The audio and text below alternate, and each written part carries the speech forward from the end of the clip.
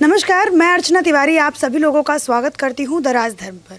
बड़े दिनों बाद उद्धव ठाकरे आज सामने आए और उन्होंने हिंदुत्व की जो है सफाई दी। उन्होंने दशहरे के मौके पे ये सोचा कि क्यों ना मैं देशवासियों को ये बताऊं कि अभी भी मैं हिंदुत्व से ताल्लुक़ रखता हूं। अभी भी जो लोग ये सवाल उठाते हैं कि केवल मात्र जब तक बाला साहब ठाकरे थे तब तक शिवसेना हिंदुत्व को मानती थी, अब जो है वो हिंदुत्व को नहीं मानती है। उन्होंने ये जस्टिफिकेशन और क्लैरिफिकेशन जो है कल जो है दशहरे के मौके पे दिया। और भी उन्होंने बहुत सारे लोगों को तंज कसा, बहुत सारे लोगों पे निशाना भी साधा। तो आइए इन सब मुद्दों पे हम लोग अमन खान जी से बात करते हैं और उनका विचार जानते हैं कि जो कल उन्होंने अपना हिंदुत्व के बारे में जस्टिफिकेशन दिया है उस पे अमन खान क्या सोचते हैं। बहुत बहुत स्वागत है आपका हमारे चैनल पे।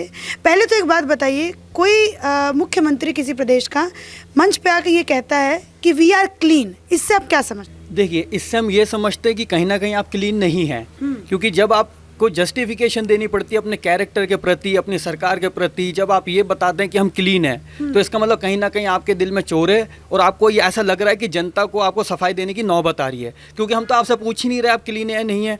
एक हमारा एक फेस्टिवल, एक दशहरे का मौका है, आप उसे संबोधित कर रहे हैं, तो आप सिर्फ देश को, अपनी जो राज्य है उसको शुभकामनाएं दीजिए, देश की जनता को कि ये है ना दशहरे की बहुत बहुत शुभकामनाएं। उसमें वो आप वही कोशिश कर रहे हैं, अपना ये एजेंडा चला रहे हैं कि आप अपनी जो एक साल का जो कार्यकाल है उसे आप ये जस्टिफाई करने की कोशिश कर रहे हैं कि एक साल में हमने बहुत अच्छा काम करा, आप हमें तोड़ नहीं सकते, हमें गिरा नहीं सकते हमारी सरकार को। ये आपसे पूछ कौन रहा है?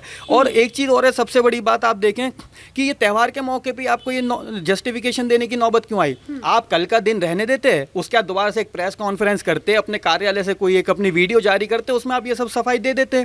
तो आप ये देखें। और दूसरी चीज़ ये, जो हिंदुत्व की अगर बात है तो हमारे लिए जैसे शिवसेना का मतलब ये है कि हिंदुत्व मतलब जो बाला साहेब ठाकरे जी की जो आइडियोलॉजी थी, जो आदरणीय बाला साहेब ठाकरे जी का जो उनका जो थॉट्स थे, हमारे लिए वही हिंदुत्व है असल में तो। लेकिन जब से हमने देखा कि ये महाराष्ट्र सरकार में जब इनकी सरकार बन गई है शिवसेना की, जब ये इन्होंने एनसीपी और कांग्रेस के साथ जब से सरकार बनाई है, तो ये बड़े खुद असमंजस में, इनको खुद ही नहीं समझ आ रहा कि असल में हिंदुत्व हमें कैसे अपने आप को साबित करना है कि हम हिंदुत्व के साथ हैं। क्योंकि अब ये इसमें कंफ्यूज हो गए कि ये खुल के बोल भी नहीं पाते हैं। इनकी भी कुछ मजबूरियां, क्योंकि कांग्रेस को इन्हें जवाब देना पड़ता है। अब इनकी प्रॉब्लम क्या है कि अब ये वो वाली शिवसेना नहीं रही है जो हम देखते हैं। अब इन्हें दिल्ली में जवाब देना पड़ता है, सोनिया गांधी को इन्हें जवाब देना पड़ेगा, तो ये बड़े डाउट में हैं। और अभी कल भी हम देखें तो इन्हें यही नहीं समझ आ रहा, ये कभी हिंदुत्व की बात कर रहे हैं, कभी कह रहे हैं हमें कोई गिरा के दिखा दे, अगर हो तो हमारे 1 साल हो गए, हम पूरे 5 साल कर दें। अरे आपको कौन गिराना चाहता है और आपको क्यों गिराना चाहेंगे? एक सिंपल सी बात है, हमारे देश में इतने राज्य हैं, अलग अलग राज्यों में अलग अलग सरकार बन रही है, तो क्या सेंटर का काम यही है वो सबको गिराती रहेगी? और अगर आपको गिराना होता तो आप एक चीज़ सोचें, पिछले 3-4 महीने में जितना कुछ उतार चढ़ाव महाराष्ट्र में देखने को मिल रहा है, महाराष्ट्र की जनता आपसे थक गई है, परेशान हो गई है, आपकी पूरे देश में छीछा लेदर हो गई है, और आपका जो मीडिया के प्रति भी जो आपका रवैया है और आर्टिस्टों के प्रति जो देखने को मिल रहा है, आप तोड़ फोड़ कर रहे हैं, मारपीट कर रहे हैं खुलेआम। तो अगर आपको गिराना होता तो अब तक आप वहाँ पर महाराष्ट्र में राष्ट्रपति शासन लग चुका होता। आप इसी से अंदाज लगा लीजिए कि आपको पूरा मौका दिया जा रहा है। और देखिए, हमने आपको पूरा मौका दे रहे हैं, महाराष्ट्र सेंट्रल गवर्नमेंट आपको पूरा मौका दे रही है। अब भी वक्त है, आपने जैसे 4 महीने करा है, अब इसमें अपना कमियां सुधारिए और जनता के लिए कुछ करिए। आप लॉकडाउन के समय में फेल हो गए, आप सुशांत के केस में फेल हो गए, ड्रग्स मामले में फेल हो गए, उसके बाद आपकी जो बयानबाजी है वो भी बड़ी हास्यास्पद बयानबाजी होती है, जिसमें कि ऐसा लगता है कि जैसे कि आप ही आप हैं और कोई है ही नहीं। तो अब ऐसा और नहीं चलेगा। और आप जो है ये जो हिंदुत्व है, तो उसके लिए बयानबाजी करके मत बताइए कि आपके लिए हिंदुत्व क्या है। आप वहाँ की जनता के लिए क्या कर रहे हैं उससे पता चलेगा कि आप। अभी आपने जो ये ड्रग्स वाली बात कही, इस पे उन्होंने जो है कंगना रनौत को तंज कसा है, नाम ना लेकर के ये बात कही है कि कंगना रनौत जो है, जो ये बात बोलती हैं, मुंबई को बदनाम करती हैं, ड्रग्स सिटी कहती हैं। शायद उनको ये पता होना चाहिए कि हिमाचल में सबसे ज़्यादा गांजे का पेड़ उगता है, गांजे की खेती होती है। तो मुझे एक बात बताइए, जो ये लाइन जो उन्होंने आज ये बोला है, अगर आपको ये याद होगा तो किसी एक एक्ट्रेस ने ये लाइन को बोला था, तो ये अपनी ज़बान छोड़ के दूसरे की ज़बान क्यों बोलने लगे? हाँ बिल्कुल, देखिए क्या होता है, इसी से पता चलता है कि इनकी साठगांठ। देखिए, एक राज्य का अगर चीफ मिनिस्टर एक एक्ट्रेस के बयान को लेके और उससे इंस्पायर हो रहा है, जैसा अगर मैं तो नाम ले दूं, आपने नहीं लिया, स्वरा भास्कर। अगर हम स्वरा भास्कर जैसों की बात करें तो उनका काम क्या है कि वो आजकल इस तरह के बयान देते हैं कि उन्हें कम से कम महाराष्ट्र सरकार से शेल्टर मिलता रहे। वो ये नहीं समझ रहे हैं। देखिए, किसी भी एक्टर का, अगर मैं किसी आर्टिस्ट का, सेलिब्रिटी का बात करूँ, जो या स्पोर्ट्स प्लेयर हो, तो मुझे ऐसा लगता है कि उन्हें न्यूट्रल रहना चाहिए। अब क्योंकि देखिए सरकार आती जाती रहती है, लेकिन आप जो है, आप एक कम्युनिटी को रिप्रेजेंट करते हैं, देश को रिप्रेजेंट करते हैं, आप जो है एसेट्स होते हैं देश के। लेकिन आजकल देखने को मिल रहा है कि हर कोई अपनी ढपली, अपना राग बजा रहा है। तो अब जब एक राज्य का चीफ मिनिस्टर, तो इसका मतलब आप ये देखिए कि अगर हम उद्धव ठाकरे की बात करें, वो स्वरा भास्कर जैसे के फॉलोवर्स हैं, तभी तो उन्हें पता है कि वो क्या बोलती है।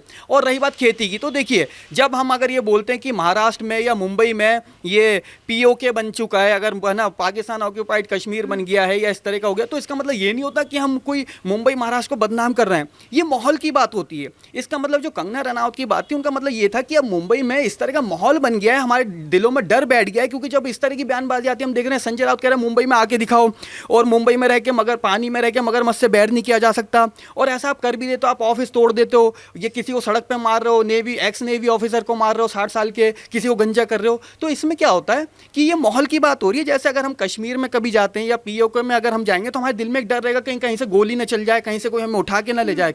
तो वो एक माहौल की बात थी। और रही ड्रग्स की बात, तो देखिए अब ड्रग्स की खेती कहाँ होती है, उस पर मुद्दा नहीं था। मुद्दा ये था कि ड्रग्स कहाँ पे ली जा रही है और बॉलीवुड को बदनाम किया जा रहा है। तो जब इस बात पे देखिए सिंपल सी बात है, आज अगर किसी एक इशू पे हम डिबेट कर रहे हैं, हम बात कर रहे हैं, तो उसके बाद अब वो यूपी में क्या हो रहा है, लखनऊ में क्या हो रहा है, जब उसके मुद्दा ही नहीं है तो उस पर आप क्यों जा रहे हो। तो खेती कहाँ होती है, वो मुद्दा नहीं था। मुद्दा ये था कि बॉलीवुड के बड़े नामचीन जो आर्टिस्ट हैं, उनके नाम डिस्क्लोज हो रहे थे, जैसे दीपिका पादुकोण, श्रद्धा कपूर, सारा अली खान, और अपने कोई ड्रग्स पैडलर के रूप में सामने आ रहा था। तो जब इस तरह के जब नाम सामने आए, तो उन्होंने बोला कि भाई मुंबई में जो है ये मुंबई ड्रग्स सिटी बन गई है।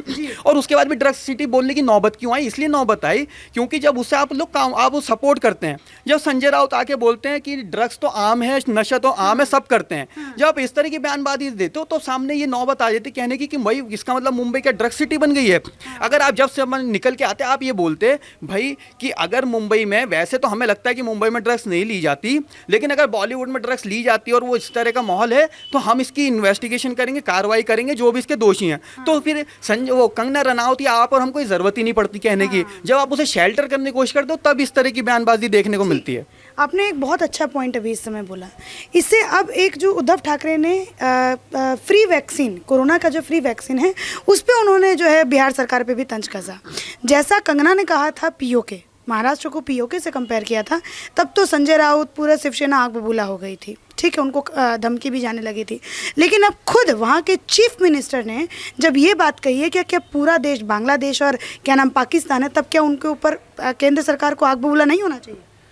देखिए बिल्कुल होना चाहिए, लेकिन यही फर्क है। देखिए केंद्र सरकार जो है वो जो है अपना जो, अच्छा मैं ये बस ये जस्टिफाई करता है क्या, अगर आप किसी को उसी लैंग्वेज पे आप उस पर आग बबूला हो जाते हो, लेकिन आप वही जो है आप वही भाषा बोलने लग रहे हो, इस पे क्या नहीं, बिल्कुल जस्टिफाई नहीं करता। और जब आप एक संवैधानिक पद पे बैठे होते हैं तो बिल्कुल जस्टिफाई नहीं करता।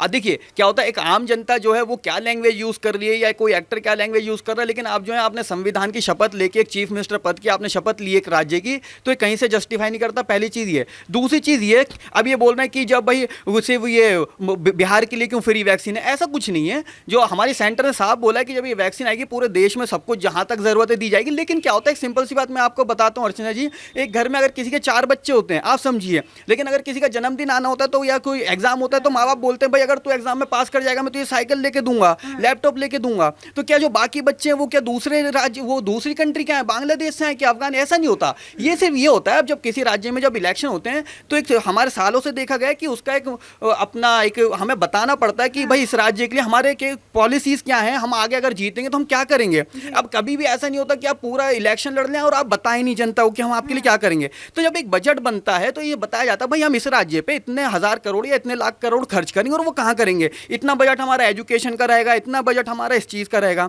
तो वो एक सरकार के लिए। लेकिन इसका मतलब अब ये नहीं है सेंट्रल गवर्नमेंट जब कोई पॉलिसी निकलती है, जैसे अगर हम देखें कोई भी योजना हो, जनधन योजना हो या और उज्ज्वला योजना हो, कोई भी योजना होती है, तो भले इलेक्शन किसी राज्य में हो रहे नहीं हो रहे, लेकिन उसका जो लाभ है वो सबको मिलता है। तो ये सब, लेकिन इनका जो है ये सिर्फ जनता का ध्यान भटकाने वाली बात है। और ये खुलेआम अब भी चुनौती दे रहा है। आप एक चीज़ देखिए, ये इतने पावरफुल हो गए हैं कि ये एक राज्य के 1 साल इनको जुम्मा 4 दिन हुए, 1 साल इनको सरकार बनाए हुए, वो सेंटर को ये चुनौती दे रहे हैं भाई हिम्मत है तो हमें गिरा के दिखाओ।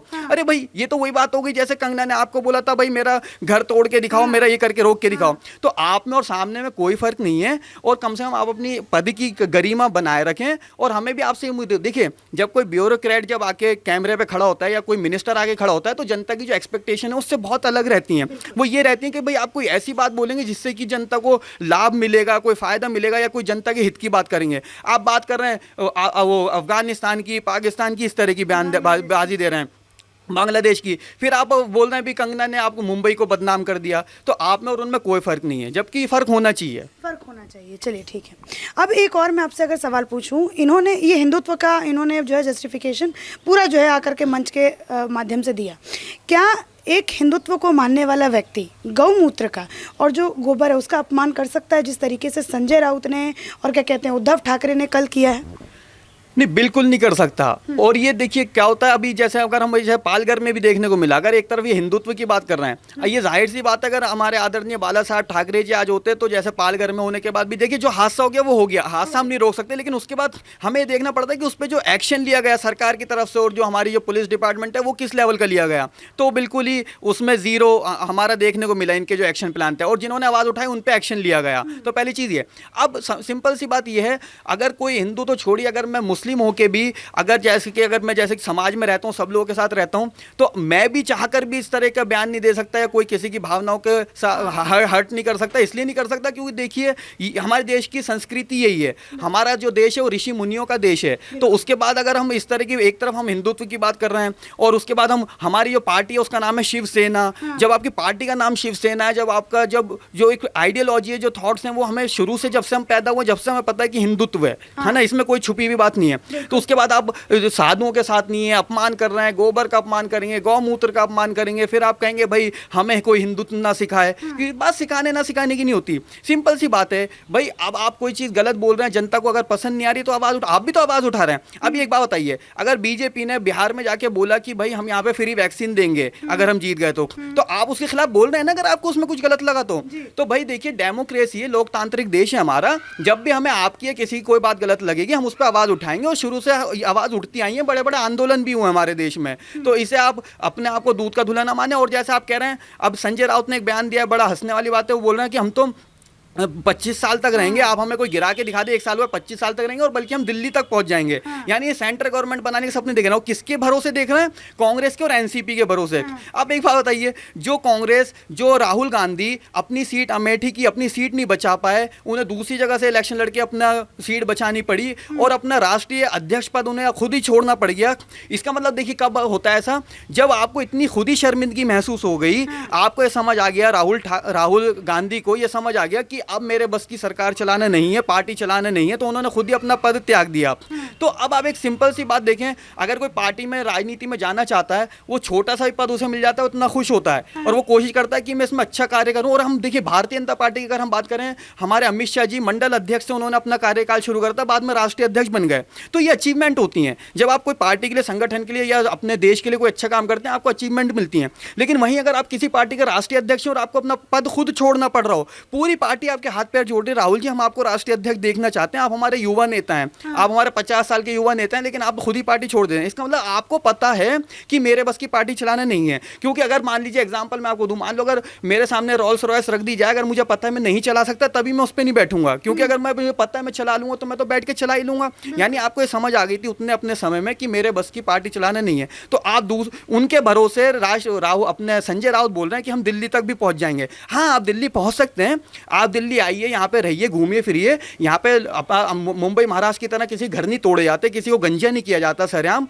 आप यहाँ पे घूम सकते हैं, लेकिन आप सरकार बनाने की उम्मीद ना करें। और जो आप 25 साल की बात कर रहे हैं, पहले तो आप ये 5 साल पूरे कर लीजिए, क्योंकि आपको कोई बीजेपी पार्टी तो छोड़ दी, जनता तो छोड़ दीजिए, आपको खुद ही, ये जैसे राहुल गांधी ने अपने राष्ट्रीय अध्यक्ष पद छोड़ दिया था, ये कोई बीजेपी की तो वो नहीं थी, इसमें कोई इसमें अपनी क्या कहते हैं, हाँ, बीजेपी का कोई इसमें वो नहीं था, हस्तक्षेप नहीं था, आपने खुद ही छोड़ा क्योंकि आपको लगा मैं नहीं चला पाऊंगा। ऐसे आपको ये समझ आ जाएगा कि मैं अपनी महाराष्ट्र सरकार नहीं चला सकते हम, और खुद ही आप छोड़ के थक के बैठ जाएंगे।